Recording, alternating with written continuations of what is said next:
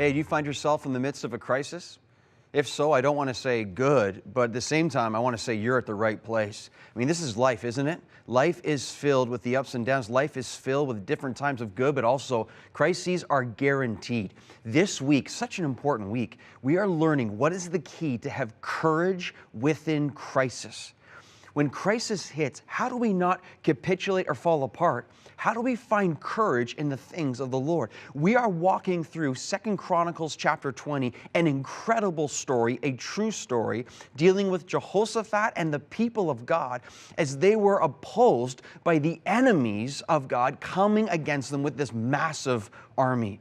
Jehoshaphat's leadership is tremendous, and he gives us an outline of what we can do also when we are faced with crisis. So far this week, we have learned when crisis comes upon us, we must start by seeking the Lord. There's no more important path than to seek the Lord on our face, as Jehoshaphat led so beautifully and gathered all of God's people to do the same. Here's the second step we see today in the midst of crisis. You want courage? It comes through power found through prayer. No power is found like the power of praying and dependence to our God. Again, notice in 2 Chronicles 20, when Jehoshaphat falls on his face, he begins to immediately pray in dependence, because that's what prayer is. God, we can't do it. You must. He begins with a prayer and it says, are you not the God of heaven? Are you not the one who made everything? Are you not the one who's in control?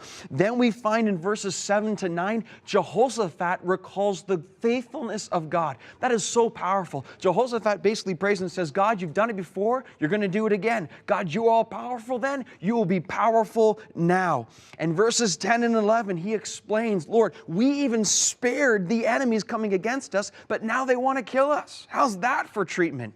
But then we come to a verse that's one of my favorite verses in the Old Testament, 2 Chronicles 20, verse 12. Listen to what it says. It says this, O our God, will you not execute judgment on them? Here it is right here. For we are powerless against this great horde that is coming against us. Ready? We don't know what to do, but our eyes are on you.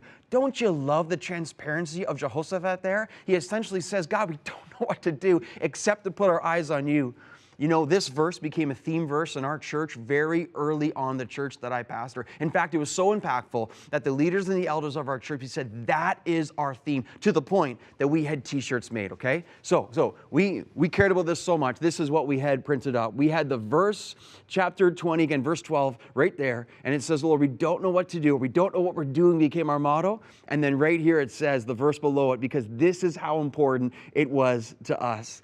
Isn't that exciting and isn't that fun? The thrill of being together and saying, God, end of the day, we don't know. We can't do this, but you can and you will. So Father, start with us in a place of dependence.